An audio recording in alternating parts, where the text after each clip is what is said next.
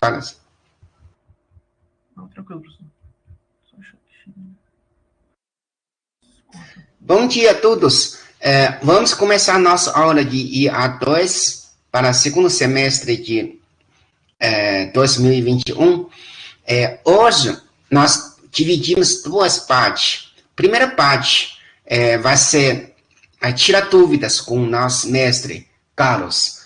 Aí, como ele já deu uma aula prática, agora você está fazendo trabalho 3, ou trabalho, quer dizer, trabalho 2. Vamos falar trabalho de laboratório. Com esse trabalho, aí vocês, por favor, verifiquem.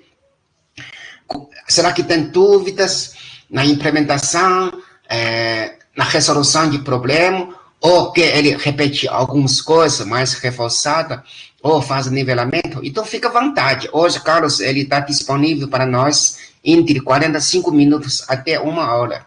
Aí vocês ficam à vontade, por favor. 9 horas ele tem que sair por causa ele trabalha. Tá? Fica à vontade, Carlos, você vai gerenciar a aula, por favor. Tá bom. Eu vou compartilhar a tela aqui. Eu vou começar explicando novamente o trabalho, acho que um pouco mais de detalhe agora. Acho que vai ser muito bom, o pessoal vai gostar. Eu abro espaço para vocês poderem fazer perguntas. Deixa eu voltar aqui. Tá bom. Então, eu vou explicar, eu já dei uma explicada por alto na outra aula, né? Mas eu vou explicar agora com um pouco mais de detalhe o passo a passo aqui do trabalho. Então, eu introduzi vocês ao Perceptron, né? E aí o Perceptron, ele é formado pelos inputs, pelos pesos. Aí a gente tem a soma aqui dos pesos, né? Para levar para a função de ativação, junto com bias para o output. A gente fez uma implementação parecida com essa aqui, mas um pouco mais simplificada na aula prática. E aqui eu introduzi que a gente ia fazer utilizando uma classe de Perceptron. E quando a gente fizer com uma classe, a gente pode utilizar vários Perceptrons. Então, começa a ficar um pouco mais interessante. Daí, a primeira coisa que a gente tem que fazer é criar as funções aqui dentro que vão fazer esse Perceptron ter um comportamento de um Perceptron. A primeira atividade que eu defini é a inicialização dos pesos. Então, vamos analisar por cima aqui o que eu já deixei pré-pronto para vocês.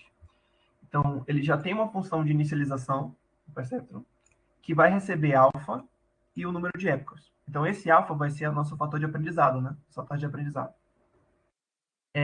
Épocas, a quantidade de épocas que ele vai treinar em si, com os dados que foram passados. Então, beleza. Aqui na função de inicialização, a gente recebe uma seed 1 para o aleatório. Aí eu dou um comentário aqui embaixo, falando que essa seed 1 é só para a gente garantir que o nosso teste está sempre acontecendo com as mesmas situações, né? Se eu rodar com seeds aleatórias, pode ser que eu consiga resultados diferentes. E eu quero conseguir replicar o resultado que vocês tiverem. Então, se vocês não estiverem tendo sucesso com uma seed específica, porque a gente vai inicializar os pesos e bias de maneira aleatória. Então, se vocês não estiverem tendo sucesso com uma seed específica, vocês podem ficar à vontade para trocar qualquer seed e tentar ver se vocês conseguem um resultado melhor numa outra geração. Beleza. Aqui eu estou só definindo, passando os parâmetros daqui da função de inicialização para variáveis que eu posso utilizar no Perceptron como um todo, né? Então, eu passo o alfa, passo épocas e inicializo pesos e bias. Bom. Aí, bem aqui eu tenho uma função de fit, né? Que é a função de treinamento. Nessa função aqui, eu preciso fazer as atividades 1 e 2. Bom. Aqui embaixo tem uma função predict, que é que vai predizer, né? Que vai dar um output para o meu Perceptron a partir das entradas que eu tive. E aqui eu vou ter atividade 3. E aqui eu tenho uma função de ativação. Aí essa eu já deixei pronto para vocês, uma função degrau. Então, npwhere, ele é condicional. Se o sinal for maior do que 0, o output vai ser 1, se não, vai ser 0. Então, essa é a função de ativação que eu já deixei pronto para vocês aqui. Aí eu vou passar atividade por atividade. Então, na primeira atividade, eu peço para vocês inicializarem, né, os pesos. Por que eu estou passando isso aqui dentro do método fit? Porque só aqui que eu vou receber o x e o y, tá? Esse x é a minha entrada, né? E o y são os labels de treinamento, que eu vou utilizar para calcular o erro. Então, só aqui que eu vou saber qual é o shape, qual é o formato que eu estou tendo essa entrada. Então, num exemplo que a gente fez na outra aula, a gente tinha um plano cartesiano e pontos, né?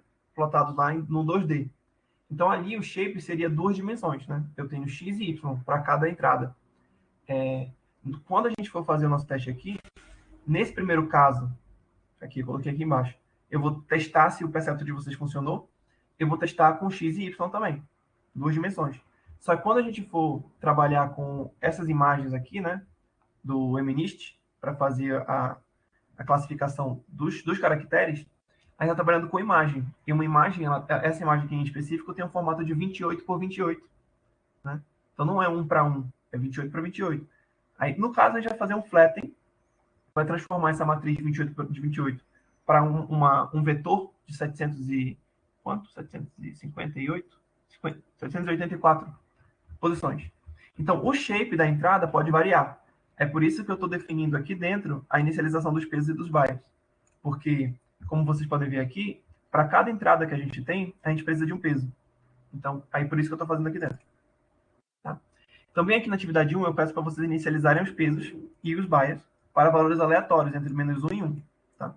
Aí eu coloquei aqui, ó, se precisar de ajuda, você pode consultar a última seção, que é o Code Snippets. Então, lá no final, eu dou um exemplo de código de como que eu faço para poder inicializar, né, um valor entre 0 e 1, utilizando o NP random, um valor entre menos 1 e 1, entendeu? E se eu precisar inicializar um vetor aleatório, né, com um shape específico. Então, eu já dou um exemplo aqui embaixo de como vocês podem fazer para gerar esse peso, inicializar esse peso e bias com valor aleatório. Então, eu vou precisar inicializar os pesos, vou precisar inicializar o bias. Né? O peso vai ter que ter esse mesmo shape aqui, né? O mesmo shape do input, e o bias é um valor só. Tá? Ele é um valor que vocês vão ter que inicializar aqui dentro, utilizando as funções lá de baixo. Depois, na atividade 2, eu peço para vocês definirem as funções de treinamento. Então, o que eu preciso fazer aqui? Vamos lá. Aqui eu tenho um loop executado para cada época. Né? Então, essa parte aqui, eu vou definir aqui em cima quantas épocas de treinamento eu vou ter, e vou executar o treinamento por tantas épocas. Daí, aqui dentro, eu tenho... eu estou puxando, né, os valores individuais de cada uma das entradas. Então, o que vai acontecer? Esse X que eu estou recebendo aqui, ele não necessariamente vai ser uma imagem, uma imagem apenas, ou uma entrada apenas. Ele vai ser um vetor. Então, ele vai ser um vetor das imagens, ele vai ter um vetor do label das imagens, né? Do x e y. Então, aqui eu estou iterando para cada uma das imagens. Né? Esse zip aqui. Então, xi vai ser a entrada de uma imagem. O y esperado vai ser o label que eu tenho para aquela uma imagem. Tá bom? E aqui eu posso definir as funções. Então, aqui eu digo assim, ó, primeira coisa, eu preciso calcular o output do perceptron, né, utilizando a função self-predict. Então, vocês ainda não fizeram ela aqui, né, mas a gente pode abstrair. Então, a primeira coisa que a gente vai ter que fazer é calcular o output. Ou seja, passar o meu xi para dentro da função de predict. Então, eu passei a minha entrada lá para dentro, ele vai calcular o output do neurônio e vai soltar aqui. Então, quando eu tiver o output, agora eu posso calcular o erro. Aqui. Então, a partir do output, eu posso calcular o erro, que vai ser o output desejado, no caso, é o y esperado aqui em cima, menos o output que eu obtive agora, rodando o predict na minha rede. Em seguida, eu preciso atualizar os pesos e os bias. Né? E eu digo aqui exatamente como você faz. Input vezes alfa vezes o erro. E alfa vezes o erro para o bias. Então, aqui é atualizar pesos e atualizar bias. Então, aqui conclui a atividade 2. Já a atividade 3, já é dentro da função predict. Então, aqui eu tenho que calcular o output do perceptron. Como que eu vou fazer isso? Então, vamos olhar aqui em cima. O que acontece? Eu tenho meus inputs que estão sendo multiplicados pelos pesos. Não é isso? Então, a primeira coisa que eu tenho que fazer é multiplicar o meu input pelos pesos.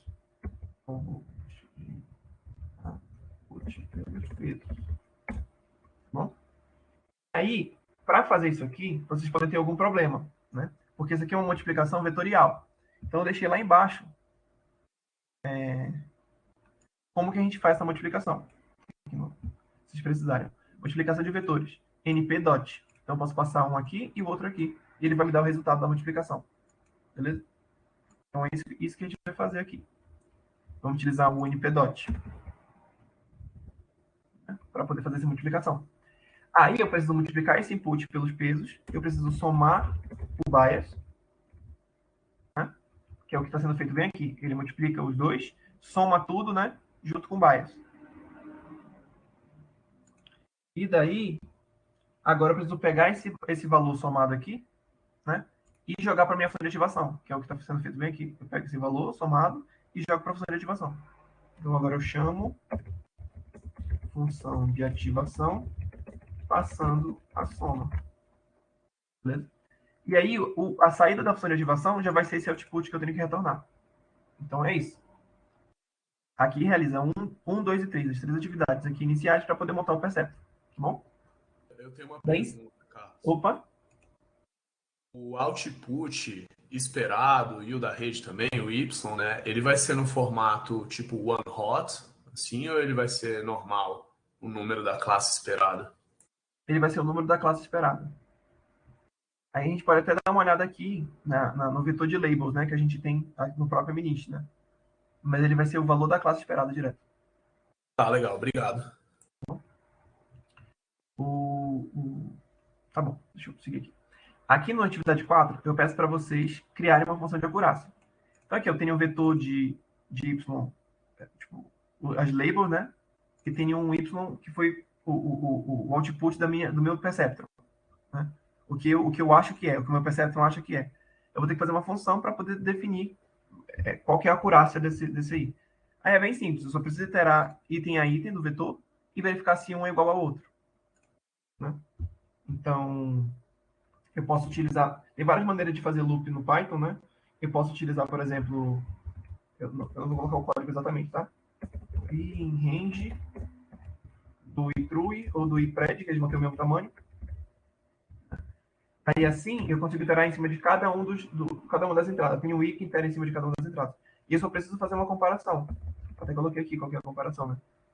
YTrue tem que ser igual a YPred. Aí eu tenho um hit, por exemplo. Aí eu somo todos os hits e depois eu posso dividir pelo tamanho, né? Pelo length do YTrue ou do YPred.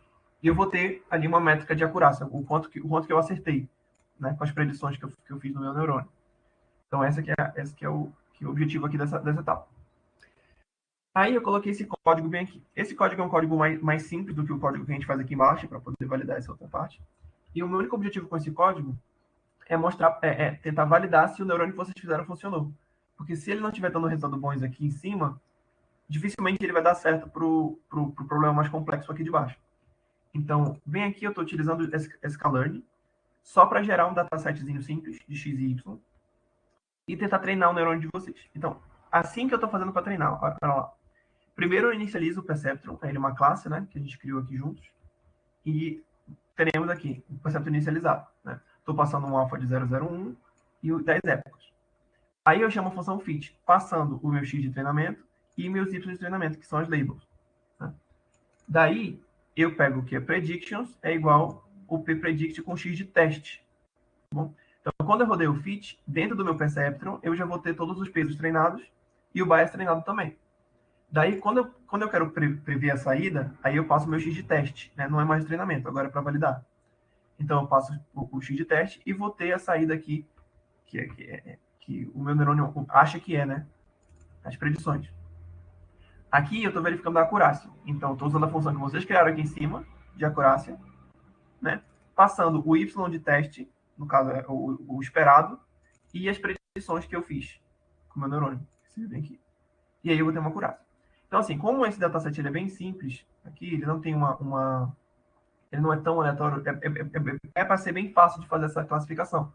Então, quando vocês montarem o neurônio seguindo essas etapas aqui que eu declarei, e rodar essa função, vocês devem conseguir uma acurácia de 100% nessa classificação, tá bom? Isso aqui é só para vocês testarem se o neurônio que vocês montaram tá certinho. Aí, se tiver, vai dar 100%, aí vocês podem seguir em frente. Tá. Aqui eu estou falando um pouco mais sobre o problema do trabalho em si, né? Depois que a gente tem esse neurônio pronto, vamos utilizar ele para resolver um problema. E esse problema vai ser da classificação, né, do reconhecimento óptico de caracteres em cima do dataset MNIST. Então, eu tenho 10 classes, né, de 0 a 9, e eu quero classificar essas aí. A arquitetura que a gente está seguindo aqui, deixa eu... Yeah. A gente está fazendo o seguinte, a gente está criando um neurônio para cada uma das classes. Aqui eu tenho 5, 6, 7, 10. Eu tenho um neurônio para cada uma das classes. As minhas entradas vão bater em todos os neurônios. E cada neurônio vai ter um output. Então, esse output vai ser, por exemplo, da classe 0. Esse vai ser da classe 1, esse da classe 2, 3, 4, 5. Nós vamos treinar todos os neurônios. E no final, a gente vai ter essa saída. Né? Eu vou continuar explicando e depois eu volto aqui, para a gente poder comentar sobre essa saída aqui. Então tá. Eu não queria que vocês perdessem tempo tratando esses dados que estão aqui nesse dataset. Então, o que eu já estou fazendo aqui? Eu já estou baixando os dados, tá? Extraindo os arquivos em zip, e fiz umas funções para fazer a leitura dos dados. Vocês não precisam se preocupar com essas funções.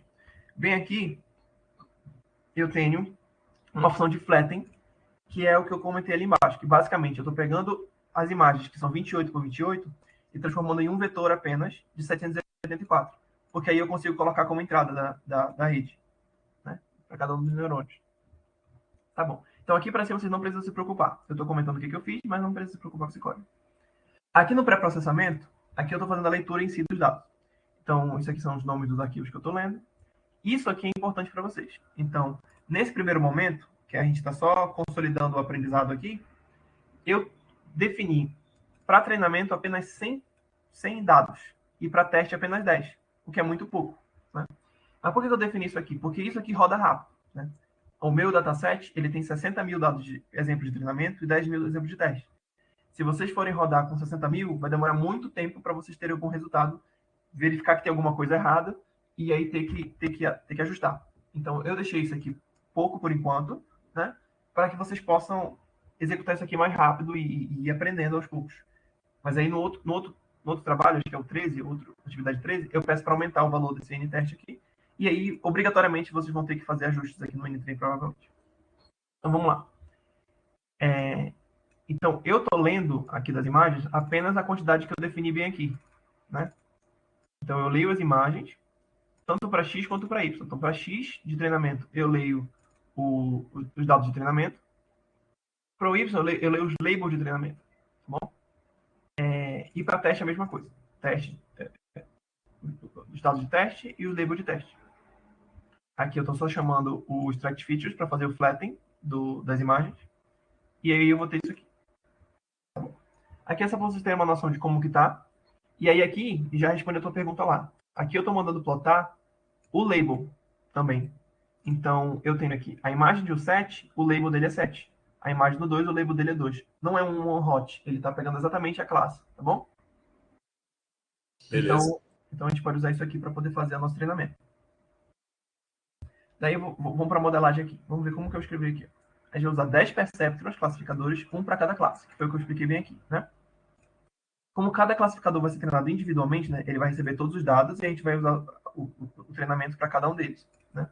A gente vai precisar transformar o vetor de labels para cada neurônio para garantir que ele vai ser calculado corretamente. O que isso significa? Significa que eu vou ter um output aqui que ele vai ser, da rede inteira, ele vai ser um vetor de 10 posições. Um para cada neurônio que eu tenho, certo? E a minha label é um número, é 2. Que significa que, se fosse 2, por exemplo, que só esse neurônio aqui, o neurônio 2, tinha que ter disparado. Eu tenho que traduzir meus dados aqui para que eles possam ser comparados, né? Eu tenho que conseguir comparar para poder calcular o erro. Então, eu digo aqui que cada neurônio vai ser treinado individualmente. Significa que eu vou pegar meus labels e passar para dentro desse neurônio para treinar, pegar meus labels e passar para dentro desse outro para treinar. Só que eu tenho que formatar esses labels para que faça sentido para esse neurônio. O que isso significa? Significa que eu vou fazer um neurônio, aqui, que classifica só um. Então, a única coisa que ele está interessado em fazer é identificar se aquela entrada é 1 ou não é 1. Só isso. Então, se as minhas labels, por exemplo, o exemplo que eu dei aqui, é 0, 1, 4, 1, 5. Né?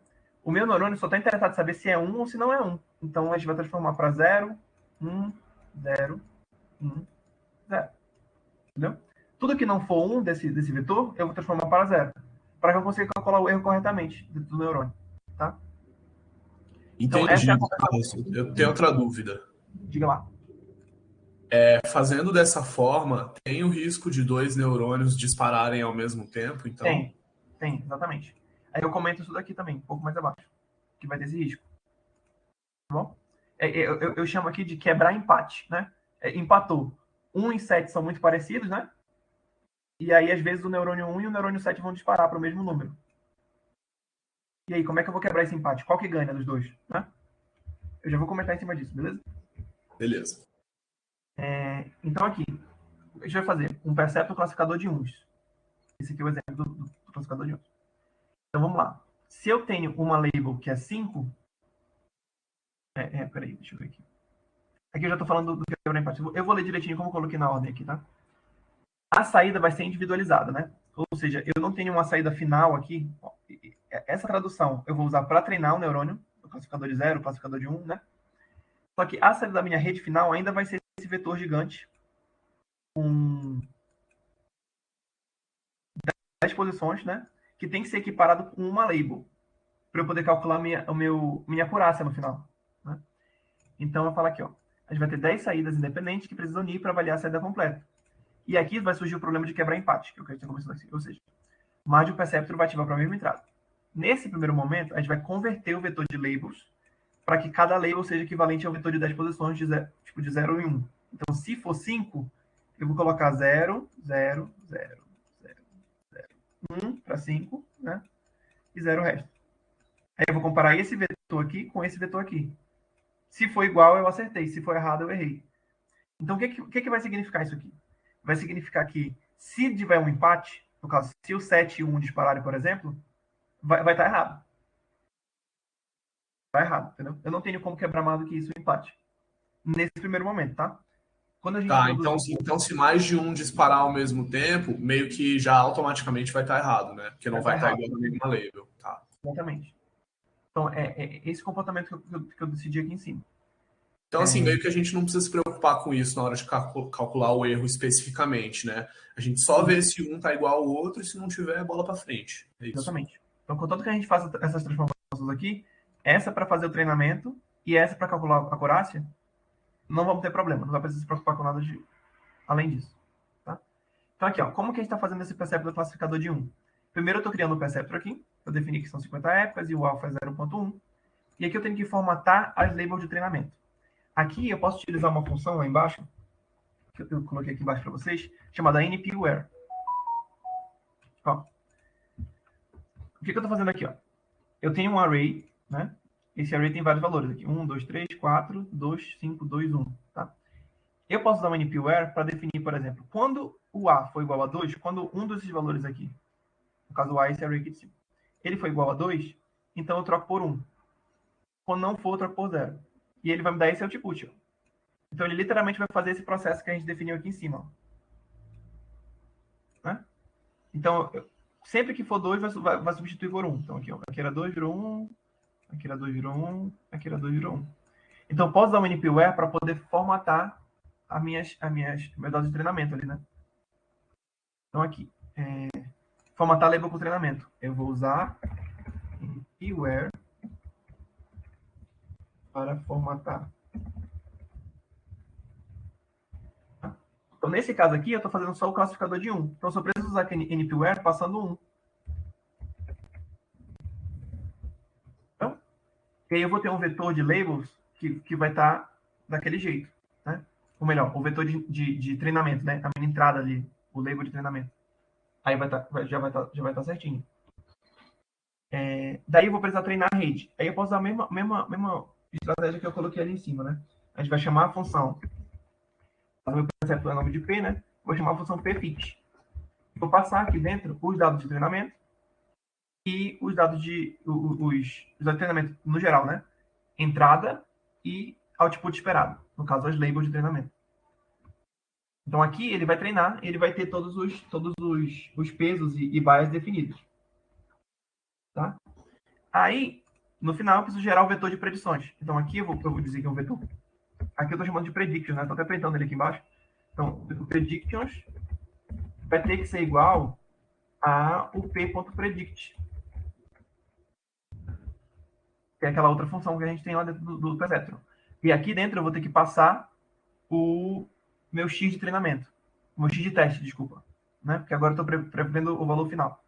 Então aqui eu estou printando o que eram as minhas labels originais de teste e aqui o que eu previ que era, né? Então no meu exemplo aqui do classificador de uns, eu consegui atingir o objetivo. Então 7 ele classificou que não era 1, 2 classificou que não era 1, 1 classificou que era 1, né? 0 não é 1, 4 não é 1, 1 é 1. Aí 4 não é 1, 9 não é 1, nenhum outro é 1. Então ele classificou correto para essas entradas aqui. Os uns, ele conseguiu classificar os uns, tá bom? Então esse é o objetivo dessa etapa, fazer um classificador de uns. Então a gente está isolando e fazendo apenas um neurônio desse aqui, que vai classificar só os uns. Aqui eu explico exatamente isso aí que eu estou fazendo, né? Então beleza. Agora vamos fazer com 10 classificadores. Então aqui eu vou ter que fazer tudo em loop. Então eu já estou falando que plist, por quê? Porque vai ser uma lista de perceptrons, né? Eu tenho 10 perceptrons aqui que eu tenho que colocar na minha lista. Então, a primeira parte é inicializar uma lista. Então, eu vou fazer um loop. E dentro desse loop, eu vou até colocar aqui, se você não souber como colocar coisa dentro de lista, eu coloquei que você pode usar append para adicionar um item na lista. E esse item pode ser um perceptron. Então, no caso, você pode fazer um loop de 0 a 10, né? Aí você pode utilizar, por exemplo, for in range 10. E aí ele vai ir de 0 a 10. E aí, nisso aqui, eu vou criar aqui dentro o meu plist. Então, eu vou fazer plist, append e colocar um novo perceptron aqui, né? Então, um perceptron, e aí passo os parâmetros de alfa e o parâmetro de época aqui dentro. E aí vai funcionar, tá bom? Então, inicializa a lista aqui de 10 perceptrons. Depois, eu faço o loop de treinamento. Aí eu vou utilizar o mesmo... Eu vou ter que... Aqui, para fazer o loop de treinamento, eu vou precisar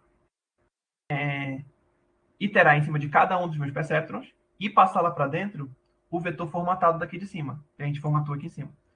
Só que agora, para cada perceptron, eu tenho que formatar para uma classe específica, né? Para o classificador de zeros, eu tenho que usar o NP-Ware 0. Para o classificador de uns, eu vou ter que usar o NP-Ware 1, né? Então, eu tenho que formatar para cada um desses. Então, aqui, eu posso utilizar, por exemplo... Existem algumas maneiras de fazer loop. Eu acho que é uma boa forma de você fazer aqui, utilizando assim, ó. For i e n, ou sei lá, p do neurônio que vocês estão utilizando, em enumerate. Existe a função enumerate do Python, passando lista aqui. O enumerate vai fazer o quê? O i vai ser o index, né? E o index ele já vai ser relativo à classe, porque eu estou classificando de 0 a 9. E esse é o index do meu vetor, da minha lista, né? Então já tem um index aqui que eu posso utilizar no NP-Ware. E o p vai ser o próprio valor, o próprio item dentro da lista. Vai ser o perceptron daquele classificador, né? Então vocês podem usar desse jeito aqui, um loop desse jeito. E aí aqui dentro vocês vão ter que fazer tanto a formatação, o NP-Ware, para formatar os dados de treinamento, e depois chamar a função fit, passando esses dados novos formatados e os dados de xtrain, né? Passando xtrain e dados formatados. Aí vocês vão conseguir treinar cada um dos seus neurônios. Então já vai ter todos os pesos e bias definidos para cada um dos neurônios. E aqui eu preciso fazer um vetor de predições. É outro loop. Então aqui vocês podem rodar com qualquer um loop desse aqui. Pode ser o i em range, pode ser um desse aqui. Você só tem que rodar 10 vezes, né? Rodar em cima de cada um dos seus perceptrons. Se usar o enumerate, por exemplo, o P já vai ser o perceptron. Então, vamos supor, você pode usar esse mesmo loop. Então, tipo, vamos lá, colocou o loop enumerate. Deixa eu ver errado, né? Enumerate. O loop enumerate. E aqui dentro colocar P. Predictions, é o vetor de predictions que eu estou definindo aqui em cima, né? Ponto append, e aí eu coloco o p.predict, por exemplo. E eu passo os dados aqui, os dados de x-teste. Bom, eu posso fazer um negócio assim. E aí eu vou ter o quê? Eu vou ter um vetor com as predições de cada um dos dados. Só que aí eu vou ter um probleminha quando eu fizer desse jeito. Eu quis simplificar desse jeito, tá? Eu acho que ia ficar a maneira mais linear assim, de ir fazendo, que eu encontrei. Mas o que vai acontecer quando a gente fizer esse vetor de predições? Eu tenho essa saída, né? Para cada uma entrada, eu vou ter um vetor de 10 posições. Só que quando eu fizer desse jeito aqui, ele não vai estar nesse formato exatamente. Então é como se fosse assim, ó. O meu vetor predições, quando sair daqui, ele vai estar assim. Ele vai ser um vetor, só que ele vai rodar primeiro para o primeiro neurônio. Então ele vai ter, se o n-teste for 10, ele vai ter 10 posições para o primeiro neurônio. Daí ele vai ter 10 posições para o segundo neurônio. 10 para o terceiro, 10 para o quarto, entendeu? E aí, quando eu quero comparar um vetor desse aqui com um label, eu preciso pegar a primeira previsão do primeiro neurônio, a primeira do segundo, a primeira do terceiro, para poder montar essa palavra aqui que eu consigo comparar com o label. Eu achei que isso podia ser um pouco complicado, lógico, para vocês fazerem. Não estou querendo diminuir a inteligência de vocês, não, tá? É só porque senão esse trabalho demora muito tempo, se tiver que quebrar muita cabeça com coisa lógica assim. Às vezes a gente trava numa coisinha besta, né? Ainda mais para quem não tem muita experiência com Python. Então, eu já fiz essa parte bem aqui, tá? Então, esse código aqui, ele vai só fazer essa transformação. Eu acho que tinha maneira mais reduzida de código de fazer isso, mas eu estou basicamente pegando a primeira posição de todos esses neurônios para poder comparar com a label de saída. É isso que eu estou fazendo aqui, tá bom? Aí, para fazer isso, eu estou definindo uma nova função de acurácia, só porque eu estou comparando vetores. Aí, para comparar vetor inteiro, eu tenho que usar all ou n. Eu estou usando aqui. Mas eu já fiz a parte para vocês, você não precisa se preocupar com isso aqui. Depois que vocês montarem esse vetor de predição, aí essa função aqui já vai calcular a acurácia para vocês, do que vocês avançarem, tá bom? Então tá. Aí aqui eu consegui, né? Nesse primeiro teste, usando só 10 dados para treinar, para testar, eu consegui a acurácia de 70%. Mas isso aqui é sorte, vocês não vão conseguir uma acurácia muito boa aqui também, não. E são muitos poucos dados que vocês estão treinando, né? Aí o que eu quero? Eu quero que vocês tentem conseguir uma acurácia mínima de 70%, mas trocando o n-teste para 100. Então vai ter que voltar aqui em cima, nessa parte de processamento aqui, trocar esse n-teste para 100, entendeu? E tentar conseguir uma acurácia. Então agora, ao invés de 10 dados que eu tenho que tentar acertar, eu tenho que acertar 70 dados, pelo menos, né? O que vai ficar um pouco mais difícil para a rede. Então, provavelmente vocês não vão conseguir se vocês mantiverem essa quantidade de épocas, esse fator de aprendizado, ou essa quantidade de dados de treinamento, entendeu? Então, vocês vão ter que ajustar esses parâmetros para ver o que melhoras que vocês conseguem, né, em acurácia para a rede, tá bom? Eu coloquei 100, eu não coloquei 1000, justamente eu não quero que você demore muito tempo treinando para poder verificar um resultado, tá bom? Então, eu coloquei só 100. Última parte aqui é utilizar a função sigmoid como ativação, tá bom? Então, a função sigmoid, diferente do degrau, ela não vai dar um valor entre 0 e 1, tipo, não vai dar um valor 0 ou 1. Ela vai dar um valor entre 0 e 1, um valor quebrado. E aí você pode imaginar, nesse primeiro momento aqui, a gente tem esse vetor de zeros e 1s, né? E aí acontece um empate, quando dois neurônios disparam, né? E aí, tipo, o 1 acha que é 1 e o 7 acha que é 7. Como que a gente quebra esse empate? No primeiro momento, a gente não está quebrando. Se empatou, está errado, né? Mas com a função sigmoide, como o valor vai ser entre 0 e 1, eu posso, ao invés de pegar desse jeito aqui, eu posso só pegar o neurônio que tem maior ativação. É o que está mais próximo de 1. E daí eu não tenho mais empate, entendeu? Quer dizer, existe chance de ter empate, mas é muito pequeno. Então eu posso só pegar o neurônio que está com maior ativação. E aí eu consigo resolver bem melhor o problema do empate, entendeu? Esse é um dos motivos que na maioria das redes neurais que vocês vão encontrar por aí, eles podem utilizar várias funções de ativação nas camadas intermediárias. Usa ReLU, usa próprio degrau, usa várias outras funções de ativação. Mas na última, normalmente eles vão trocar para sigmoide, porque esse resultado da sigmoide entre 0 e 1 é muito útil para a gente conseguir fazer as classificações. Então, a gente vai precisar reescrever o nosso perceptron. E aqui vai ser bem parecido, né?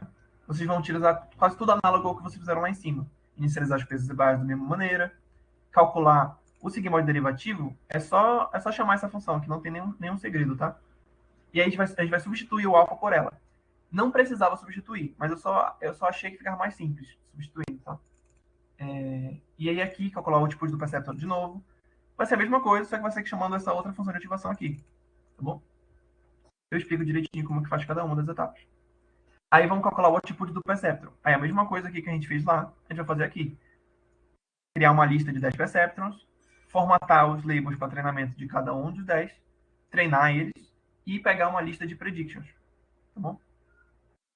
Aí bem aqui eu estou pedindo para você preencher o vetor de Final Predictions. Então aqui eu só estou treinando, né? Acho que ele só quer que eu treine rod o sistema. Bem aqui eu vou fazer Final Predictions. Então, olha lá. Para cada exemplo de teste, a gente precisa percorrer o vetor de predição e salvar o índice. Por quê? Porque o índice ele é igual à classe, né? O perceptron 0, do índice 0, ele vai ser o que está classificando zeros. O perceptron do índice 1 é o que vai ser o que está classificando 1. Então, a gente só precisa salvar o índice, porque o índice já corresponde à classe. A gente precisa salvar o índice do maior valor encontrado para cada predição. Daí, quando a gente salvar esses índices, eu vou ter um vetor de Final Predictions, entendeu? Um vetor que tem os índices das classes que eu estou querendo... Né? Vai ter exatamente as classes que a minha rede preveu. E aí eu vou calcular a acurácia. Aí eu posso usar até a mesma acurácia que a gente aprendeu lá em cima, para poder comparar uma com a outra. Aí aqui eu consegui 84% de acurácia. Bom, vocês vão conseguir alguns valores aí, eu só pedi para que seja acima de 70%, né? Ou foi isso? Acho que foi isso que eu coloquei. Mas vocês vão conseguir comparar o resultado do sigmoide com o degrau, né? E o principal resultado vai ser justamente na parte de quebrar os empates. Então a gente tem bastante empate acontecendo, e quando tiver aqui não vai ter esses empates, então vamos conseguir um resultado melhor por causa disso, tá bom? E aí no final aqui eu fiz alguns questionamentos, só para vocês compararem o desempenho obtido pelo perceptron com a função de ativação do degrau e com a função de ativação sigmoide, e depois falar quais foram os parâmetros que vocês usaram, que vocês modificaram, para poder melhorar a acurácia. Então esse treinamento, esse que é o trabalho. Acho que eu expliquei em bem mais detalhe agora, então deve ter menos dúvida. Mas aí se vocês tiverem alguma dúvida, pode perguntar agora aí. Desculpa se eu acelerei muito. Eu olhei o horário e eu vi que eu estava um pouco atrasado. Mas, Carlos, você falou muito bem, parabéns, tá? Obrigado pela sua dedicação e sua bem detalhado de explicar. Você já faz tudo para nós, e agora os alunos vão fazer. Mas, por favor, aproveitando, Carlos está na sala, por favor, qualquer dúvida, por favor, pode perguntar. Eu vou passar meu número também para vocês aqui. Se vocês tiverem dúvida pelo WhatsApp, eu posso ajudar também. Eu não vou estar tão disponível quanto eu estava no semestre passado, porque esse semestre está punk. Esse semestre está muito punk.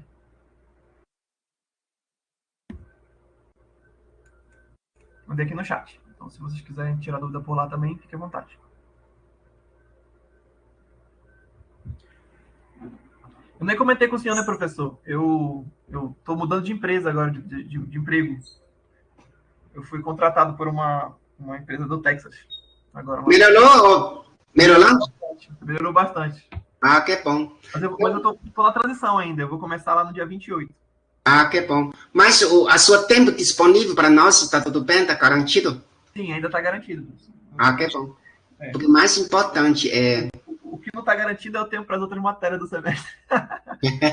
Mas tudo bem, tudo bem. Então, agora, por favor, agora a questão é a seguinte. O problema é, vocês têm que entregar trabalho. Esse trabalho parece complexo para quem está começando agora. Aproveitando o Carlos está aqui, pode perguntar as coisas simples, até avançado, porque ele está bem preparado para isso. Eu tenho uma pergunta. Diga lá.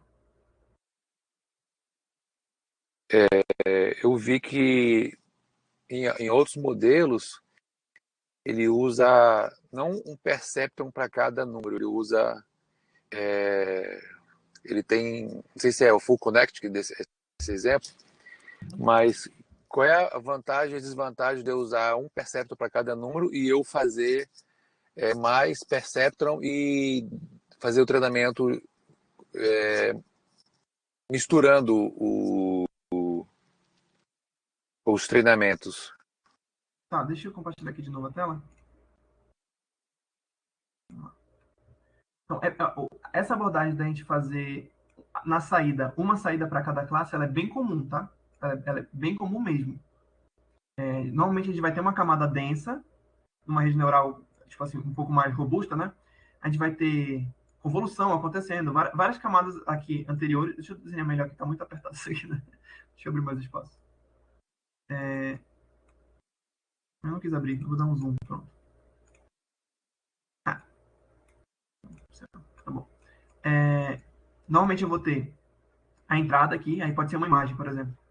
Aí eu vou ter camadas de convolução, eu vou ter supressão no máximo aqui, vou ter várias coisas acontecendo, né? Mas aí depois que eu tiver toda essa extração de features acontecendo, eu vou passar por uma camada densa. E aí dessa camada densa, eu vou puxar para uma outra camada que vai ter um neurônio para cada classe. Então, normalmente assim, se eu tô classificando imagens de carro, ônibus, bicicleta e caminhão, se são 4 classes, normalmente eu vou colocar 4 saídas aqui, 4 neurônios específicos, um para cada saída. É bem comum, tá? Essa abordagem. A outra maneira que você tinha como fazer seria colocar um neurônio para cada, aqui normal, né? Ou menos do que isso, se você quiser. Utilizar uma outra camada, né? E essa camada aqui, vamos supor que ela seja sigmoide. Aí você pode treinar a rede em conjunto, né? E para esse sigmoide aqui, ele vai dar um valor entre 0 e 1, não é? É um valor quebrado entre 0 e 1. Então, eu posso dizer que, por exemplo, entre 0,225 seria carro, entre 0,25 e 5 seria ônibus, entre isso aqui e 75 seria tal outro e outro. Eu posso definir coisas assim, por exemplo, e tentar treinar minha rede desse jeito. Aqui eu optei por não fazer nada perto disso aqui, porque eu não queria entrar em detalhe de backpropagation. Porque para fazer camada multicamada, a gente vai precisar entender como que treina, né? Como que treina o neurônio, uma rede desse jeito, quando a gente não tem exatamente o valor do erro para poder calcular o peso. E para esse primeiro neurônio aqui, o da ponta, a gente tem o valor esperado, né? O valor esperado, e a gente tem o valor que ele deu. Então eu tenho exatamente como comparar aqui para poder gerar o erro, né? O erro vai ser igual a esse valor esperado menos o que eu tive. E aí eu consigo alterar o peso aqui. Mas esses pesos intermediários, esses pesos da ponta, eu não tenho como calcular porque eu não sei qual o valor esperado desses aqui. Então eu preciso de um algoritmo, né, que o professor até explica aqui em aula, do backpropagation. Eu não quis entrar em detalhe de implementação dele porque eu achei que o trabalho ia ficar muito extenso. Aí eu nem tentei um problema assim. Né? Mas essa abordagem de ter um neurônio final aqui para cada classe é bem comum, tá? Entendi. Eu também percebi que alguns códigos que eu já observei, ele divide o grupo de dados em teste, em validação primeiro, né? E depois que ele faz o teste. Tem alguma diferença, assim, para a arquitetura? Não, para arquitetura não tem nenhuma. É só a tua etapa de treinamento, né? A tua estratégia de treinamento. Então, existem casos, por exemplo, a gente está falando de... Vamos falar de um parâmetro aqui como um fator de aprendizado, né? A taxa de aprendizado.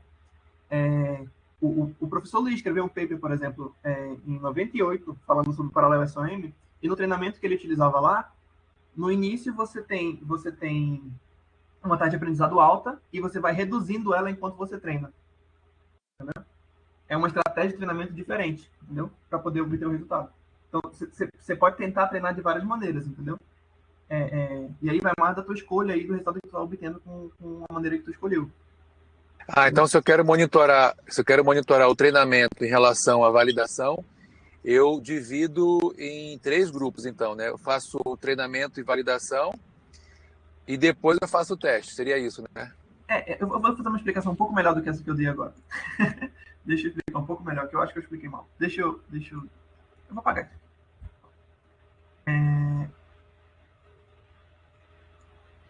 O que acontece? Quando você está treinando a rede e você não tem certeza do resultado, né? Do resultado final. Então, você quer saber se você está se aproximando de um resultado bom. Até para poder identificar como que está acontecendo esse teu treinamento e o que você pode fazer para melhorar o resultado que você está tendo. Então, muitas das vezes você tem... Eu acho que eu tenho algum aqui que faz isso. Talvez a aula, né? Deixa eu ver se tem aula.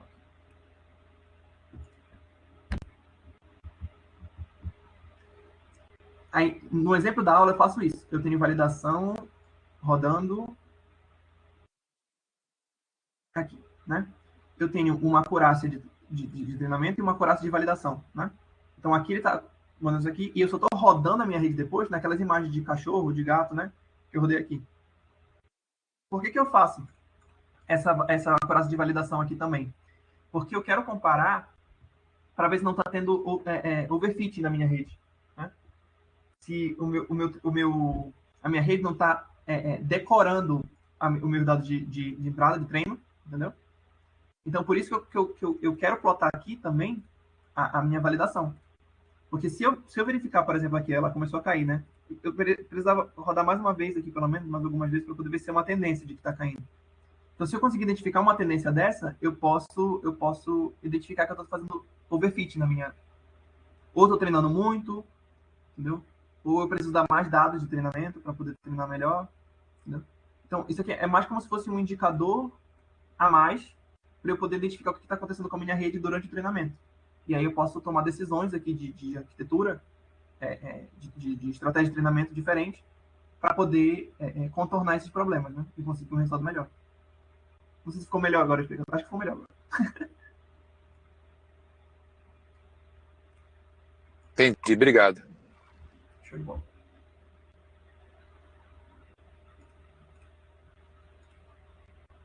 Thales, última vez, se você teve problema, pode perguntar? Pode falar, Vinícius, por favor. Desculpe, eu atravessei. Carlos, uma dúvida aqui mais genérica, né? Na aula ali, a gente teve uma camada, no trabalho aí, são 10 neurônios, né? Vamos dizer, são 10 classes, né? Que são números de 0 a 9. Você citou um exemplo lá, por exemplo, para classificar a imagem, poderia ter lá carro, ônibus, bicicleta, moto, né? Uhum. Então, assim, na última camada da rede, né? Eu vou chegar a um neurônio para cada classe. Seria isso, né? Sim. Então, assim, pelo que você já viu, por exemplo, eu posso ter problemas aí com 50 classes, por exemplo, né? Se eu quero, por exemplo, classificar tem um dataset de imagens, por exemplo, né? Tem animais, né? 50 tipos de animais diferentes. Você já viu esse tipo de rede? Funciona isso? Porque acho que quanto mais classes você tem, mais complicado vai ficar, né? O problema, né? Assim, normalmente, a estratégia padrão que eu encontro, pelo menos na literatura, é se eu vou ter 50 classes, a minha última camada densa vão ter 50 neurônios. E esses neurônios todos vão ter função de ativação sigmoide. Eu posso utilizar outra função de ativação para treinar outras camadas densas mais para dentro da minha rede, mas na minha última camada, normalmente eu vou colocar um neurônio para cada classe, todos com ativação sigmoide. Por quê? Porque eu consigo quebrar o impacto desse jeito que eu mostrei aí. Eu posso pegar qual desses neurônios teve ativação maior. E aí eu digo que essa que foi a classe que foi selecionada, entendeu? Não. Entendi. Porque a gente tem algum... Eu estou pesquisando um problema de classificação de textos curtos, né? Uhum. Então, assim, a possibilidade de classes é infinita, né? Ah, Eu tá, posso, ok. por exemplo, ter no caso, são descrição de mercadorias, né? Uhum. Então, eu posso colocar uma classificação mais genérica, por exemplo, material de construção, cosmético, bebida, material de limpeza, ou então eu posso ir colocando específico, né? Por exemplo, desodorante, sabonete, shampoo, bebida, cerveja, uísque, suco. Então, assim, pode ir aumentando essa quantidade de classes conforme o nível de precisão, né? Sim. Então, teoricamente, então, é possível, por exemplo, fazer uma rede com, sei lá, com 100 classes, né? Sim. Por exemplo, né?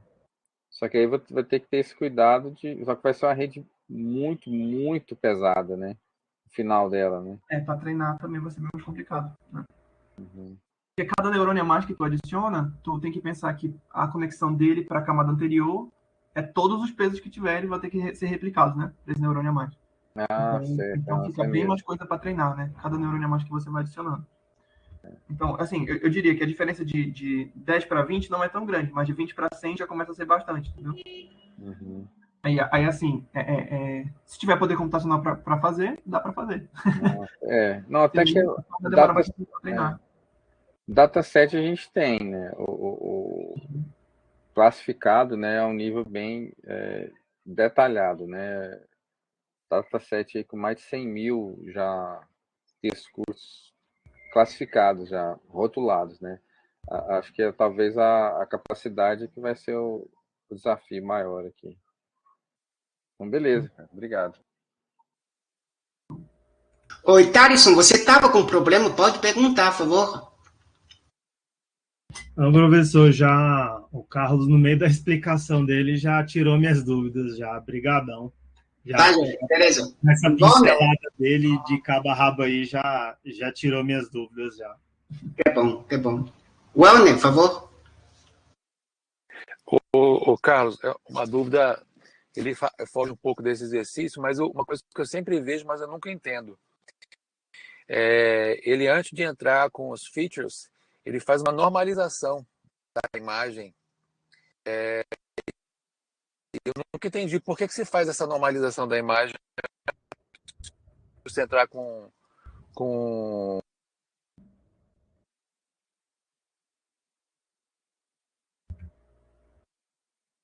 Falhou a tua voz. Falhou no meio. Por que usa a normalização no início da rede neural para você tratar os features? Tá. Eu entendo, assim, né? Eu nunca trabalhei muito dentro dessa parte de normalização, mas eu entendo que a rede fica bem mais rápida quando os dados estão normalizados, né? Então, quando tu tem... Vamos lá. Tu tem uma imagem e essa imagem ela é bem suave, digamos assim, é bem homogênea. Mas aí, às vezes, você tem até ruído na imagem que vai dar um pico num pixel, por exemplo.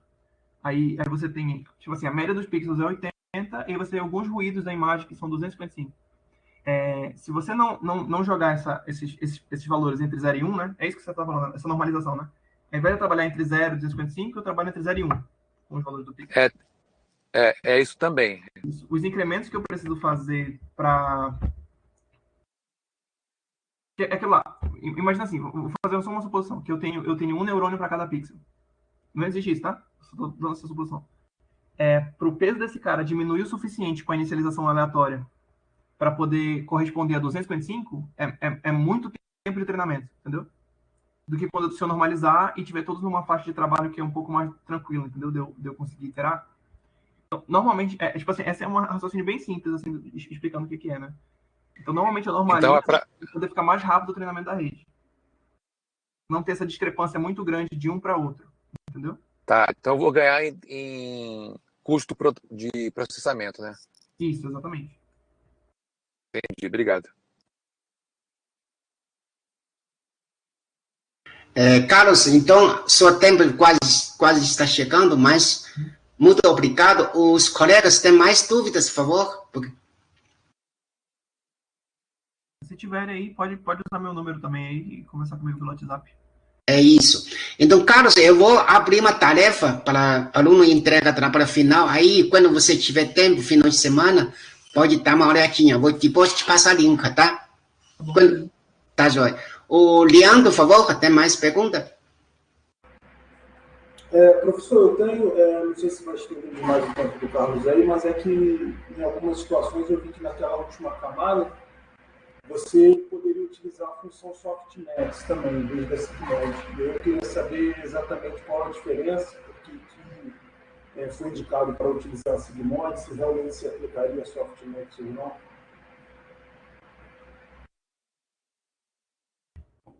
Mas não sei te dizer uma diferença muito grande, não, porque a forma da curva é bem parecida, né? Da softmax com o sigmoid.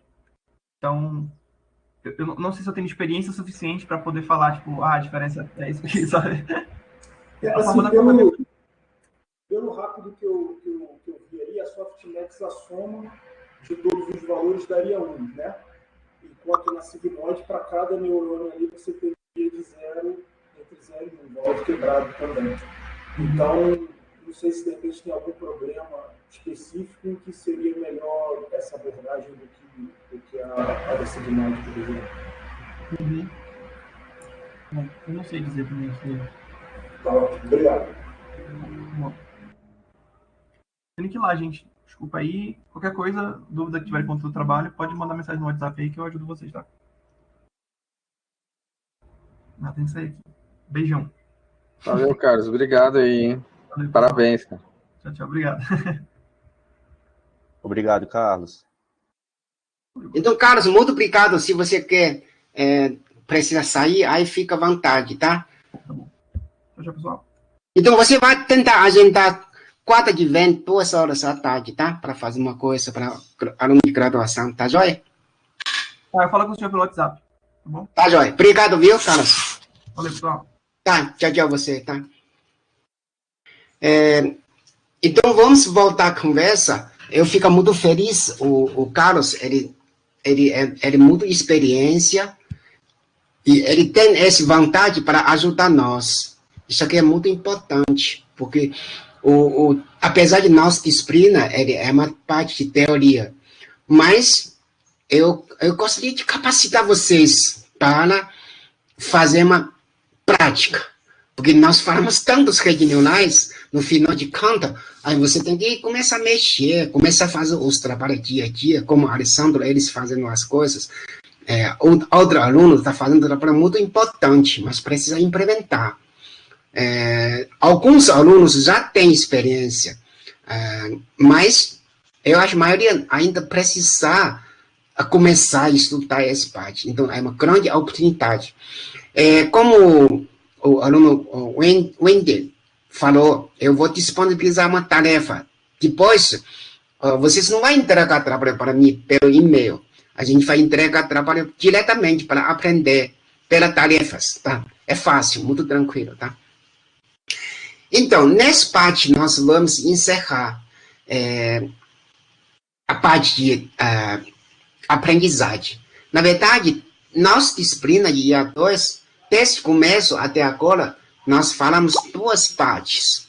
Uma parte é de raciocínio parcial em caso. É uma aprendizagem e representação, conhecimento simbólico. Tá? Segundo módulo é aprendizagem mesmo, quer dizer, machine learning. Essa parte nós estudamos o redes neuronais, nós estudamos algoritmo backpropagation, SOM, CNN. São 3 algoritmos importantes. E deu uma aula de prática pelo Carlos, hoje está tirando dúvida para você realizar a sua trabalho de laboratório. Então, nesse modelo, eu senti muito bem fechado para vocês dar um conhecimento machine learning. Aí vocês, através desse trabalho de laboratório, aí você pode fazer muitas coisas para frente. Então, nessa parte, eu estou querendo encerrar a parte de esse módulo de aprendizagem. Algumas sugestões, alguns comentários. Fica à vontade de falar. Você não está muito ativo de falar. Eu gostaria que vocês falem. Professor, eu tenho um pequeno comentário que veio ao estudar algumas dos subtópicos desse módulo. E aí eu queria confirmar se eu estou interpretando da forma correta um dos fatos, né? Que, por exemplo, na camada de classificação, onde normalmente a gente usa aquela fully connected layer, né? Que no Perceptron vai ser aquela etapa onde é classificada a saída do sinal combinado de todos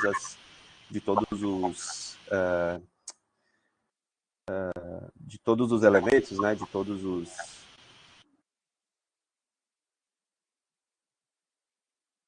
desculpa, perdi a palavra aqui, mas enfim, de todos os neurônios básicos, eles vão ser combinados e vão ter que ser classificados, certo? Então, a minha pergunta vai nesse ponto. Tem algumas situações onde a gente tem mais de um feature, e aí a classificação de diferentes neurônios pode acabar se contradizendo entre si. Então, nesse tipo de situação, é preciso desempatar, né? É preciso desempatar e fazer uma segunda classificação, digamos assim. Da classificação realizada, precisa ser feita uma segunda.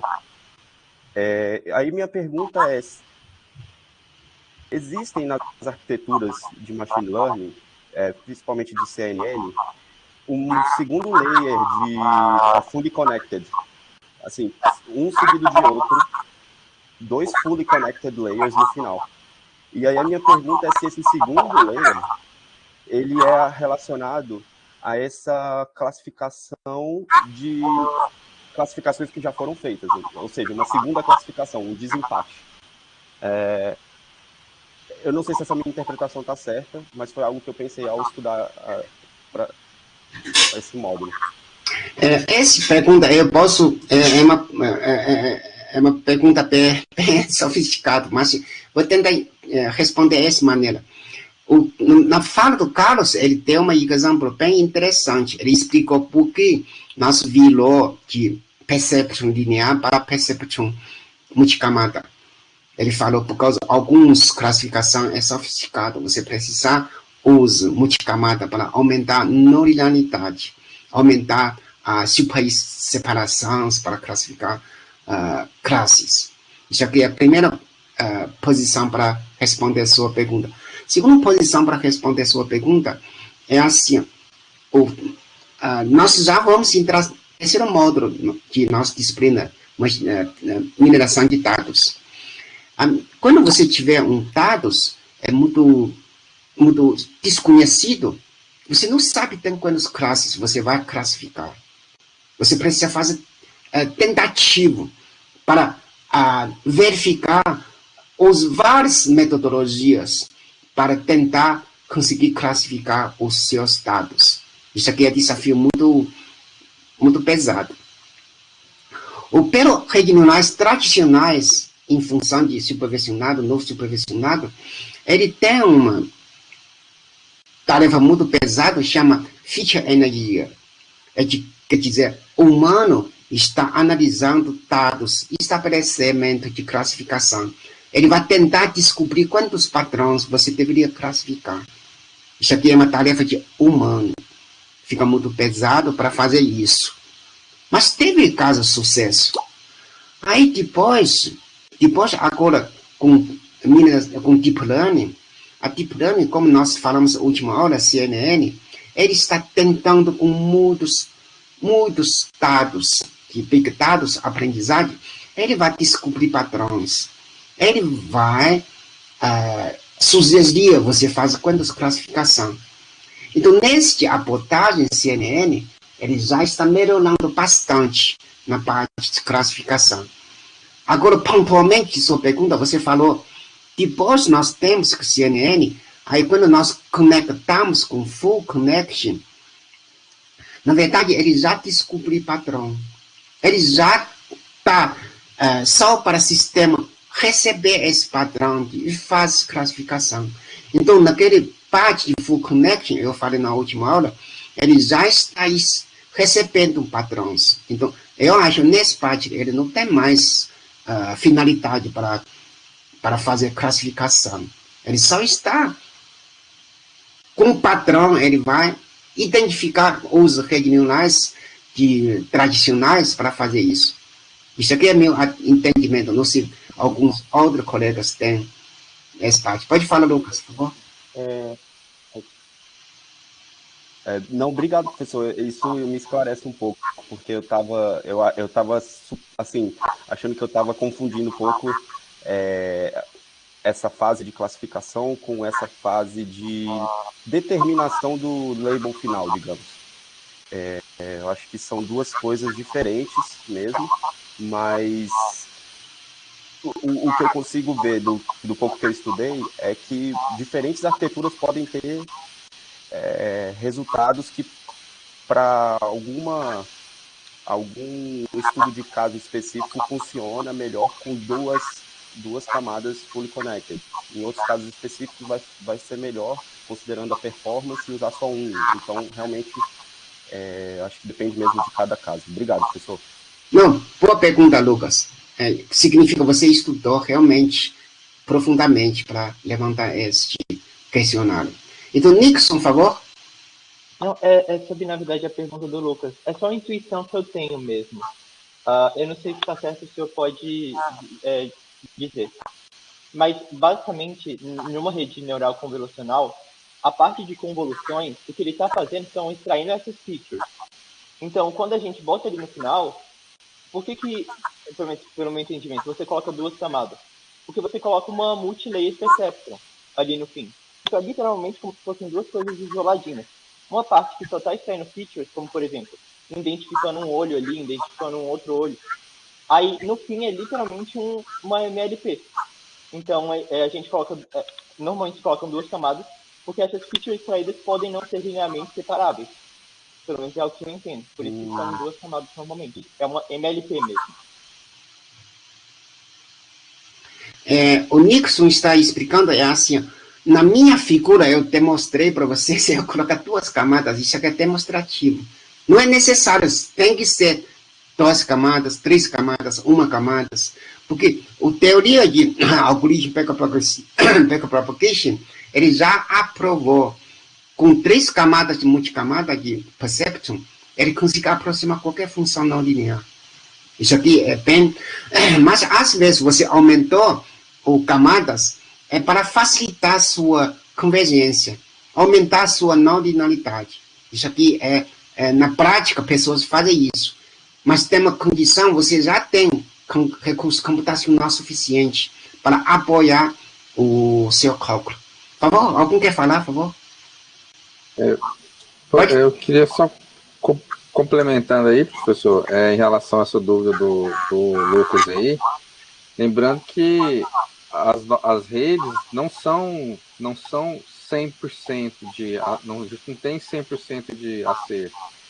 Então, se a gente tem uma arquitetura bem feita, a gente tem a quantidade razoável de dados para treinar, está ok, mas sempre vai ter um erro, né? A gente dificilmente, se tiver uma acurácia muito alta, de 99%, 98%, está correndo o risco aí de ter um overfitting. Então, sempre vai ter uma instância ou outra que vai dar um conflito mesmo, né? Vai ter, vamos supor, quando chegasse na camada final ali, entre uma classificação entre cachorro e gato, né? Vamos supor que foi o que a gente viu na aula. Vão ter fotos ali, imagens que ele vai jogar lá, que ele vai achar que é um cachorro, mas jogou 55%, né, de probabilidade, né? Então, eu mesmo na aula aqui, eu tirei uma foto da minha cachorrinha aqui e testei ali para ver ele classificando, e foi por pouco, né? Ele entendeu que era um cachorro, mas foi por pouco mesmo. Então, assim, realmente acontece isso, né? Então, a gente não tem redes 100% corretas, né? Então, sempre vai ter um erro. E aí, então, você tem no final ali a multilayer perception, como o professor falou, o que aconteceu antes dela, né? As camadas convolucionais ou não, de deep learning ou não, tudo que chegou ali antes de chegar na multilayer perception, as features, as características já foram extraídas, né? E então a camada a multilayer perception, ela vai terminar sempre num vetor ali, num flatter, né? Que já vai classificar, né? Ele já vai apontar para aquela classe que ele foi treinado, né? Então, às vezes, ele pode ficar em dúvida entre duas classes, entre três classes, né? Mas, assim, isso você com poucas instâncias, né? Diz que esse é um problema que faz parte, né, do projeto, né? É isso. Não sei se eu contribuí ou não, mas... Com certeza, muito obrigado. Eu estava fazendo uma pequena confusão. Não, mas tá certo, Lucas. Você tem uma boa pergunta e o Nixon e Vinícius está interpretando o entendimento deles. Eu acho que isso aqui faz parte de nosso procedimento de aprendizagem, tá? Parabéns, tá? Warner, por favor. Professor, teve uma aula que o senhor mostrou e eu fiquei bem curioso e queria até estudar. Seria, o senhor falou que a parte de áudio também pode ser classificado como imagem, porque você transformaria o áudio em uma imagem. Essa é uma metodologia utilizada assim com frequência de fazer essa preparação do que é áudio em imagem para poder classificar ele como imagem? Na verdade, esta parte eu não fiz estudo profundo. Naquele exemplo, como eu falei, eu faço levantamento de estado de arte dos papers. Aí a pessoa deu esses exemplos. Então, eu sugeria você voltar, pegar slide, verificar o nome do paper, aí dá uma estudo aprofundado. Tá, isso aqui, porque no meu caso, eu estou... Esse paper fala isso, esse paper fala isso, esse paper fala isso. É um exemplo. É uma perspectiva de aplicação de rede convolucional. É uma tentativa muito boa. Na verdade, o Recognize e Deep Learning ele é uma assunto de ciência muito novo. Qualquer coisa você faz uma coisa, pode ser uma novidade, pode ser uma contribuição científica. Isso aqui é muito bom de fazer várias tentativas. Então, por favor, explode conforme sua trabalho dia a dia. Quem sabe você tem uma inovação, uma novidade. Entendi. Eu estou tentando, no próximo edital, ficar como aluno regular. Você acha que esse campo de estudo, ele coincide com algum professor que você conhece para eu fazer um projeto para se cadastrar no edital de aluno regular? É um assunto que o senhor acha relevante? Sim, isso aqui porque eu vou dar uma explicação, como nós temos pouco tempo para frente, eu vou dar uma explicação sobre seleção. A seleção de nossa pós-graduação, PPGI, ele tem, em geral, tem 3 notas. Em geral. Primeira nota é currículo escolar. Aí ele vai avaliar quando você é na ciência da computação, ele vai avaliar a sua participação quando você estudar graduação, mestrado. Aí você fez ou não fez projeto de pesquisa.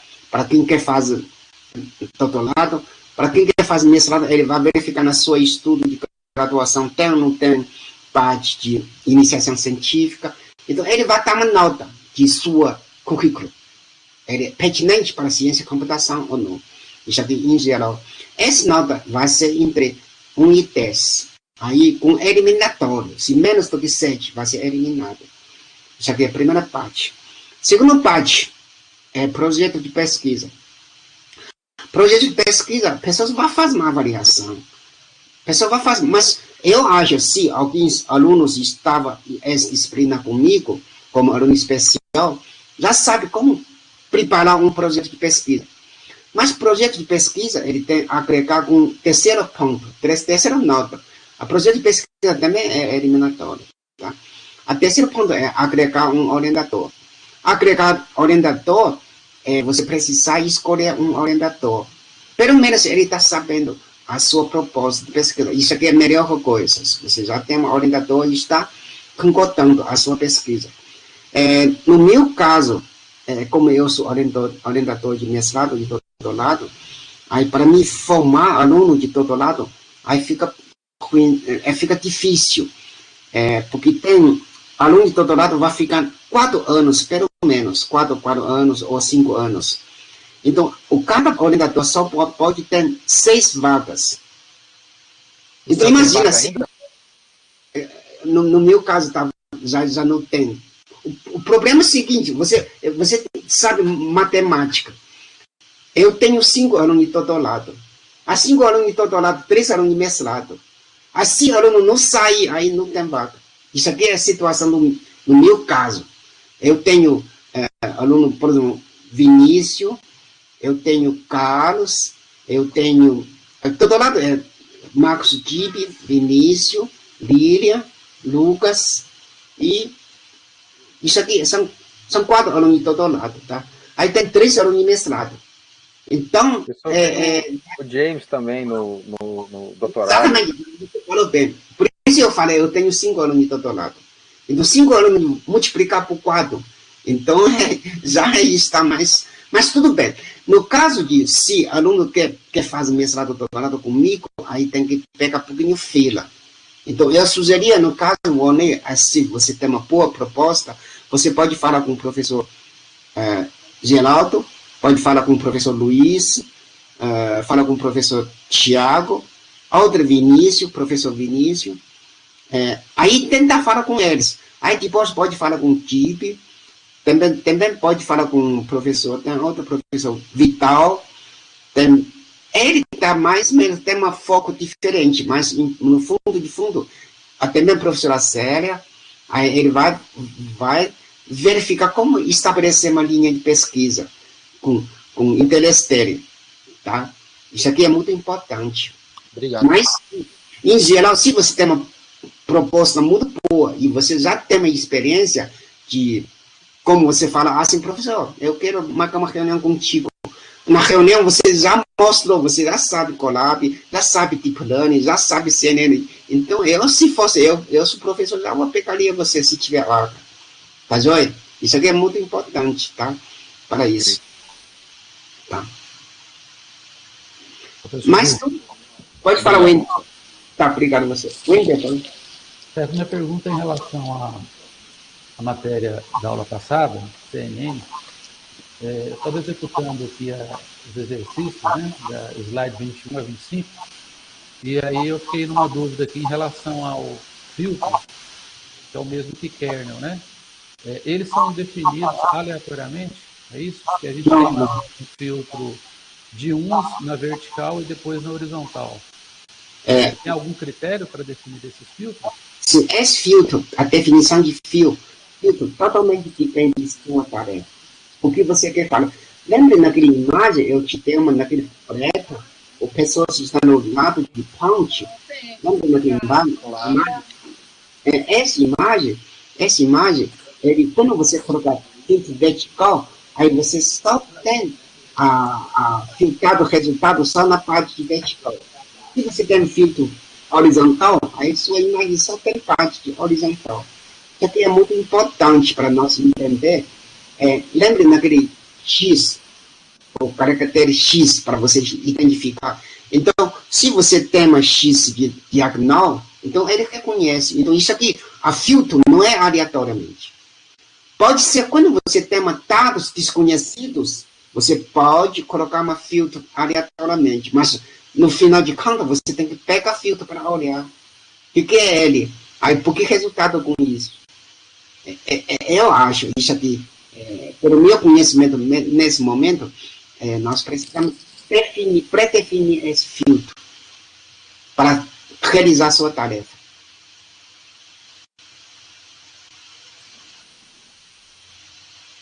Alguém quer complementar essas perguntas?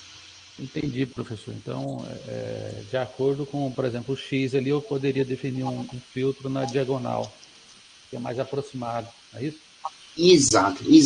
Mas, infelizmente, a rede neurais, ou deep learning, ele é muito experimental. Você precisa fazer tentativa para ajustar os parâmetros relacionados, para você entender os seus dados, entender as suas classes, aí depois faz um resultado razoável. Isso aqui, pessoal, pode falar, Lucas. Só se eu puder complementar rapidamente essa questão do filtro, porque como é na área de processamento de imagem, onde nasceu a CNNs no primeiro momento, no desenvolvimento, o pessoal da área de image processing já faz esse trabalho de feature engineering há muito tempo. Então, tem 2 filtros muito específicos que são fundamentais para qualquer tipo de feature engineering, que são os filtros de Sobel. E os filtros de Sobel, eles têm 2 componentes, um no eixo Y e outro no eixo X. Então, de alguma forma, ao longo do desenvolvimento, o pessoal percebeu que esses filtros eles são fundamentais para enfim, classificar, para fazer as tarefas que aquela rede precisa fazer. Então, tudo nasce no desenvolvimento em tentativas de reproduzir o que o cérebro humano já faz, né? Ou nesse caso, o cérebro associado ao sistema visual humano. Então, os filtros de Sobel, eles fazem esse tipo de cálculo em image processing, e os filtros, esses 2 filtros que a gente utilizou, que a gente viu na aula passada, eles representam exatamente o que é um filtro de Sobel. Se você pesquisar depois, você vai poder observar isso. Obrigado, Lucas. Seria bom você colocar na chat nomes estes 2 filtros, por favor. Muito bem, o Warner quer falar? Não, eu só ia perguntar se tem algum outro filtro além do Sobel que seja comum no início do feature. Que bom, que bom. Muito bem, Lucas, eu fico muito feliz que você tem esse de... Na verdade, o humano, o que nós queremos fazer Deep Learning? Deep Learning quer simular a atividade humana. O humano, ele tem uma visão diferente. Então, este pode ser um filtro, maneira diferente de olhar o mundo. Isso aqui tudo está... cada vez o rede neurais está aproximando a realidade de nossa humana. Isso aqui o desenvolvimento de redes neurais, isso aqui está bem tranquilo, bem sucedido, tá? Tem muito mais campos para fazer na frente. Tem gente que fala, esse ano de rede neural vai acabar, mas não vai.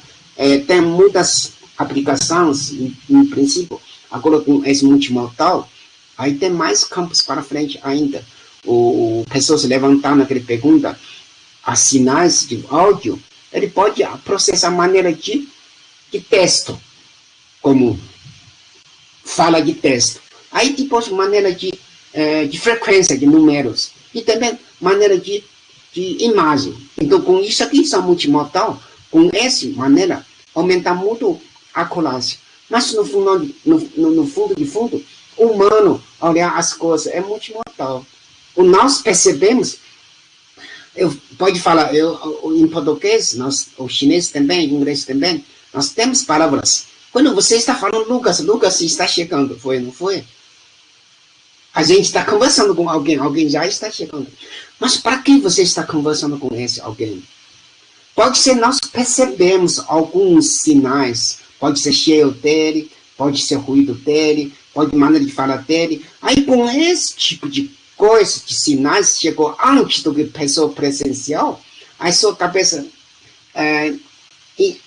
animar sua cabeça. Aí você está falando com seu colega, Zé, como que é. Aí Zé já está chegando um pouco, tá? Tudo bem? Então, tudo isso, a multimodal, ele tem sentido para fazer esse tipo de pesquisa. Muito bem, Lucas, pela sua dica. Isso aqui justamente já respondeu a pergunta assim, Wendel. Na verdade, isso aqui totalmente depende. Se você tem dados conhecidos, aí você já tem filtros conhecidos. Aí você tem um resultado bastante razoável. Mas agora, se você tem dados desconhecidos, aí você vai começar a mexer qual filtro é bom para ele. Então, justamente, se você inventou um filtro, também é uma contribuição científica. Isso aqui tem sentido, sim. Tá joia? O nosso grupo está, como o Vinícius está falando, nós estamos fazendo reconhecimento de short test. É um assunto muito importante na assuntos tributários. Então, nós estamos continuando fazendo. Na verdade, é difícil de viabilizar um projeto. Eu, com o Vinícius, com outro aluno Sérgio, nós lutamos quase 3 anos, não consegui viabilizar o projeto. A ideal você faz uma pesquisa importante para a sociedade, viabilizar um projeto com apoio financeiro de fundações, aí fica bem. Mas, infelizmente, nosso grupo, nesse momento, está fazendo pesquisa sem apoio financeiro. Mas não faz mal, porque nós temos capacitação dos alunos em função desse lado e de todo lado.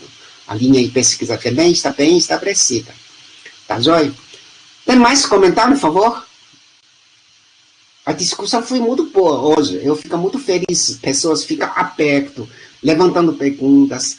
Outros colegas já compartilham conhecimento deles. Eu fico muito feliz pelo fala de Lucas. Lucas, ele compartilhou os filtros para nós entender. Porque, na verdade, eu sou pessoas mais na parte de teoria de inteligência artificial e aplicado para gerenciamento de tráfego aéreo. Isso aqui é meu perfil. Aí, quando você fala no processamento de imagem, processamento de texto, eu estou aprendendo agora junto com meus alunos. Mas a gente vai levantar para frente com mais maneira de meta-learning, com mais maneira de multimodal, para fazer as coisas boas. Na verdade, o nosso tema tem muitas coisas para falar. Só que a aula de nós são limitados. Nós só temos 30 vezes de aulas. Cada vez tem uma aula de 30 minutos, uma aula de 40 minutos. Então, eu tenho que fechar a modo de aprendizagem. Agora eu vou passar para a mineração de dados. A mineração de dados, a pessoa fala, puxa, você já falou machine learning, a mineração de dados, a ciência de dados, ele vai ser a parte principais, é isso, não é? Sim, ele é isso. O mineração de dados, maioria parte, essa machine learning, já nós estamos estudando. Só que a mineração de dados, ele tem outra parte, precisa complementar. Por exemplo, como você processar os dados, colecionar dados, como você fazer modelagem com os dados e como você fazer analítica conforme conhecimento você está descoberta e como você validar sua mineração de dados. Isso aqui nós precisamos ensinar vocês, para capacitar vocês. E o meu objetivo, eu já capacitei vários alunos, quando eles saem da minha disciplina, já pronto para fazer tese de doutorado ou mestrado dele. O orientador fica muito contente pela nossa disciplina, a pessoa está bem capacitada para fazer pesquisa. Tá joia? Então, a próxima aula nós vamos entrar na mineração de dados, quer dizer, Big Dados. Mais uma coisa, por favor, pode comentar? Alguns alunos não falaram nada. O Ana Carolina, Carla não falou nada, e Guilherme não falou nada, Ian não falou nada. Tem pessoas que ficam muito ativas, tem pessoas que não falam nada, James não falou nada, João não falou nada. Alguém quer falar uma coisinha? No final de aula? Licença, professor. Eu gostei muito da aula hoje, eu sou aluna especial também e fico agradecida da explicação aí sobre a seleção. Mas eu também ainda estou caminhando também nas escolhas para estabelecer um projeto de pesquisa aí também. Então, também estou aprendendo. Então, em algumas partes aí, eu escuto mais os colegas. É isso. Tá, Joia. Cara, você está estabelecendo linha de pesquisa de computação quântica? Eu comecei um pouco, eu também estou estudando, tem um grupo de estudo no meu trabalho, né, no Instituto de Pesquisa Eldorado. Então, conforme eu estou estudando lá um pouquinho em casa mesmo também, eu ainda não tenho uma linha fechada, então eu estou mais aprendendo mesmo e também gostei muito desse trabalho aí, foi bem prático e está indo bem nos detalhes, né, de um perceptron, né, e das redes neurais, foi muito didático, gostei. Tá, então, eu estou pensando, porque eu tenho uma linha de pesquisa junto com o Tíbio, ele está fazendo todo lado. Aí, se quiser, nós vamos agendar uma reunião, você troca ideia com ele, o que você está querendo fazer na linha de pesquisa de computação quântica, e verificar o que é ele está fazendo. Aí pode ser tema, compartilhar conhecimento. Pode ser? Pode ser, eu agradeço, professor. Fico muito feliz. E a gente também tem um grupo do lado de lá, né? A gente está começando esse ano, esse é o primeiro ano do grupo de estudos lá. E a gente ainda está vendo os fundamentos, né? Revendo os fundamentos, então a gente pode compartilhar conhecimentos também. Tá, joia. Então eu vou falar algum tipo para ver como que é as coisas, tá? Tudo bem? Tá bem, obrigada. Bom, obrigado a você. Então tem a outra colega que quer falar? José Vinícius, Vicente, João Paulo, James, Ico, Guilherme. Por aqui tudo tranquilo, professor. Tá joia. Tá joia. Tá joia. Então, gente. Também, professor, tá tudo tranquilo. Guilherme, tá tudo bem. A aula tá muito boa. Tá, Matheus, obrigado, tá? Tá joia. Então é isso mesmo. Nós vamos encerrar nossa aula hoje. Aí nós vamos entrar na Pictados, na semana que vem, segunda-feira. Aí a gente vai falar sobre, principalmente, o procedimento de mineração de dados. Conceição, quer falar? Sim, professor, bom dia. O meu orientador é Alberto Álvares, certo? A minha área é voltada para a área agrária e eu ainda não tenho um tema, porque eles ainda estão definindo como é que vai ser, né? E eu queria saber do senhor, referente a voltado para máquinas agrícolas, que tipo de título que eu poderia fazer no projeto? Queria uma opinião do senhor. É uma concessão assim, né? Essa pergunta para mim é meio complicado. Mas tudo bem, eu gostaria de falar, assim, a inteligência artificial, ele está aplicando bem na diversas áreas, na agricultura, tem aplicada, mas isso aqui é um pouquinho longe da meu foco. Aí, a única coisa que pode fazer realmente, isso aqui é meio... Mas qual a sua área da coisa está querendo você fazer? Olha, eu sou engenheira de produção, certo? Ah, certo. Então, engenheiro de produção é melhor, porque aí a minha área original é pesquisa operacional. Então, isso aqui fica mais aproximado. Mas, no teu caso, realmente é difícil para... Tá. Mas eu acho que depende do seu orientador. O que ele quer você fazer na área dele e o que ele quer. Eu sugeria, assim, a Conceição, não se você entregou o primeiro trabalho, não entregou o primeiro trabalho, eu gostaria de você colocar duas palavras-chave. Palavra-chave da área de seu orientador e palavra-chave de machine learning ou inteligência artificial. Aí faz busca na Google Scholar. Aí com este novo resultado de busca, aí você já pode viabilizar a linha de pesquisa de você na sua área e como usar a inteligência artificial para resolver o problema de vocês. O maioria dos alunos faz isso. Ele está falando, por exemplo, no caso de Vinícius, ele coloca a palavra-chave, o texto atributários, e depois coloca a palavra-chave machine learning. Aí com essas duas palavras, já compareceu alguns papers. Claro, você coloca em inglês, tá? Aí com este paper, aí você já ajudou bastante, você vai trocar estado de arte. O que a pessoa está fazendo? Qual assunto de sua área pode usar inteligência artificial para aumentar a eficiência e colocar uma solução que nunca existe? Eu acho isso aqui é caminho seu. Tudo bem?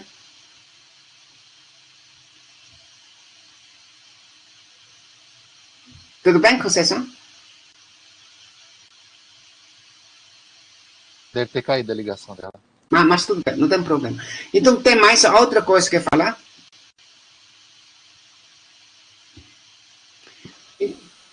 Tá, Grêmio. Não, professor, bom dia. Só para assim, não passar uma ideia errada, que eu nem estivesse por aqui, é que a aula para mim hoje foi uma aula típica para eu ficar ouvindo. Porque, assim, como eu já tive a oportunidade de falar, é a primeira vez que eu estou tendo contato mais próximo com inteligência artificial, entender o que é. Então, hoje, assim, foi uma aula que eu preferi ficar mais só absorvendo as informações, o conhecimento já que o pessoal já tem, do que propriamente emitir alguma posição. Mas foi muito proveitosa a aula, com certeza. Sim, sim, porque nosso objetivo é para você ser pesquisador de inteligência artificial. Imagina, você estudou comigo, aí você fala, puxa, como eu faço machine learning? Eu não estou sabendo como fazer. Mas não pode, não é? Mas quando você sai da minha aula, aí você já foi capacitado para ser pronto para seu orientador usar, fazer a aplicação de inteligência artificial de machine learning. Isso aqui é a minha intenção. Eu não sei se Conceição pegou a minha fala, na última fala, sobre viabilizar sua linha de pesquisa. Sim, professor. Eu apenas estou só escutando, né, porque foi a primeira vez que eu tive acesso, e eu estou fazendo minha parte, estou estudando todos os dias, procurando melhorar, né? Por isso que eu não faço perguntas, porque é a primeira vez que eu estou tendo acesso. Mas as aulas estão sendo bem produtivas. Obrigada. Tá, obrigado a vocês, tá? Então, é isso mesmo. Então, obrigado pela participação de nós, alunos. Isso aqui é realmente... quando você está olhando muito Big Data, mineração de dados, você vai gostar mais ainda, tá? Porque IA é uma área muito ativa e também chama muito a atenção dos alunos.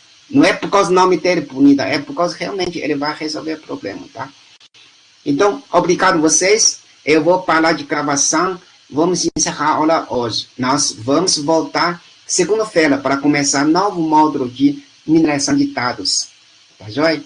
Obrigado, tá? Obrigado. Obrigado. Obrigada. Obrigado. Bom dia.